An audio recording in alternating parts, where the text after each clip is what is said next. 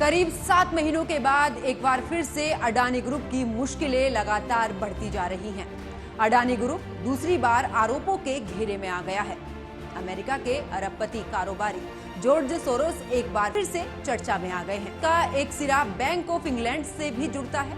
George ने 1992 में जल्दी में हजारों करोड़ों रुपए की ब्रिटिश करेंसी बेची थी। इससे करेंसी मार्केट में भी भूचाल आया, जिसकी वजह से सोरोस काफी अमीर बन गया। इसकी यही अमीरी इसको आर्थिक फ्रॉड से लेकर शेयर मार्केट के भी कारोबार तक इसको पहुंचा दिया। वहीं आप सोच रहे होंगे कि आखिरकार हम क्यों जॉर्ज सोरोस के बारे में बात कर रहे हैं।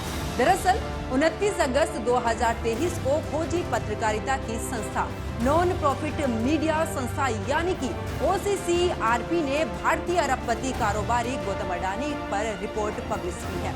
इसमें ये दावा किया गया है कि अडानी समूह ने फायदा कमाने के लिए संदिग्ध तरीकों का इस्तेमाल किया है। OCCRP ने यह भी दावा किया है कि अडानी ग्रुप को फंड देने वालों में George Soros open society foundation भी इसमें शामिल है। लेकिन अडानी ग्रुप का ये कहना है कि ये पहले की हिंडनबर्ग की रिपोर्ट है। OCCRP को अपनी खोजी रिपोर्टिंग के दौरान कुछ ऐसे दस्तावेज भी मिले हैं जिनके आधार पर यह दावा किया गया कि अडानी परिवार के रिश्तेदार विदेश में बैठकर फर्जी कंपनियों के जरिए अडानी ग्रुप के शेयरों में गड़बड़ी कर रहे थे। OCCRP ने ये सारे दस्तावेज ब्रिटेन के अखबार द गार्जियन अखबार और इसी के साथ में फाइनेंशियल टाइम्स के साथ भी शेयर किए हैं। इन रिपोर्ट्स में क्या खुलासे किए गए हैं? हालांकि अडानी समूह इस साल मार्च तक विनोद अडानी की समूह में सक्रिय भूमिका से भी इनकार करता रहा, लेकिन जो दस्तावेज सामने आए हैं कि समूह ने इन खरीदारी का इस्तेमाल शेयरों की कीमतों में हेराफेरी करने के लिए किया था। OCCRP का दावा है कि उसने मॉरिशस के रास्ते हुए लेन देन और अडानी ग्रुप के इंटरनल ईमेल को भी देखा है। उसका ये भी कहना है, उसकी जांच में सामने आया है कि कम से कम 2 मामले ऐसे हैं जहां निवेशकों ने विदेशी कंपनियों के जरिए अडानी ग्रुप के शेयर खरीदे और बेचे हैं।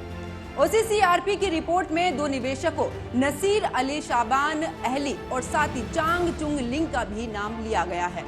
दावा यह भी किया गया है कि ये दोनों अडानी परिवार के पुराने कारोबारी साझेदारी है। OCCRP ने यह भी दावा किया है कि इस बात का कोई सबूत नहीं है कि चांग और अहली ने जो पैसा लिया है वो अडानी परिवार ने ही दिया था, लेकिन रिपोर्टिंग और डॉक्यूमेंट्स से ये साफ है कि अडानी ग्रुप में उनका निवेश अडानी परिवार के तालमेल से किया गया था। OCCRP ने इस दौरान सवाल उठाया कि क्या इसे उल्लंघन माना जाए या नहीं, और इसका जवाब तब तय होगा जब पता चले कि अहली और चांग प्रमोटर्स के तरफ से काम कर रहे हैं या नहीं। अहली और चांग ने OCCRP की रिपोर्ट पर फिलहाल कोई भी प्रतिक्रिया नहीं दी है।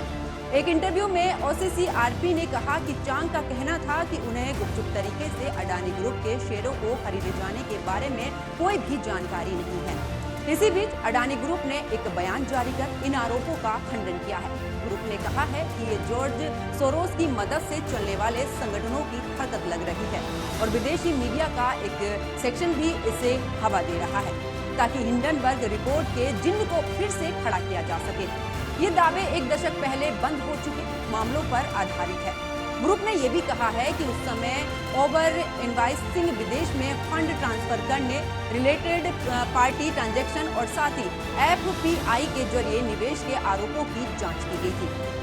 इस इंडिपेंडेंट एग्जीक्यूटिंग अथॉरिटी और साथ ही एक अपीलेंट ट्रिब्यूनल ने भी इस बात की पुष्टि की थी कि कोई भी ओवर वैल्यूएशन नहीं था और ट्रांजैक्शन कानूनों के मुताबिक थे।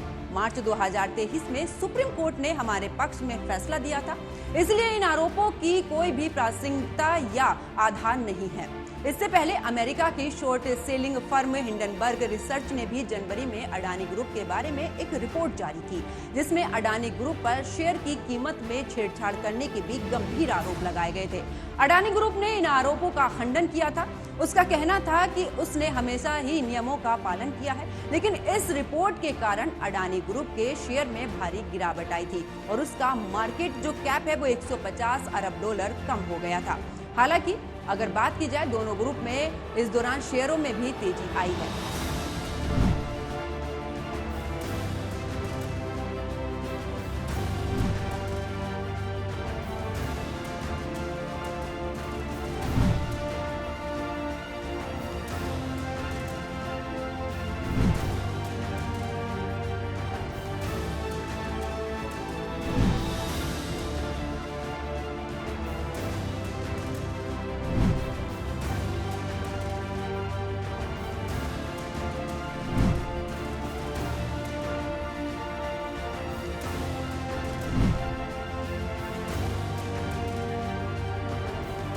तो आपको हमारी ये जानकारी कैसी लगी, कमेंट करके जरूर बताएं।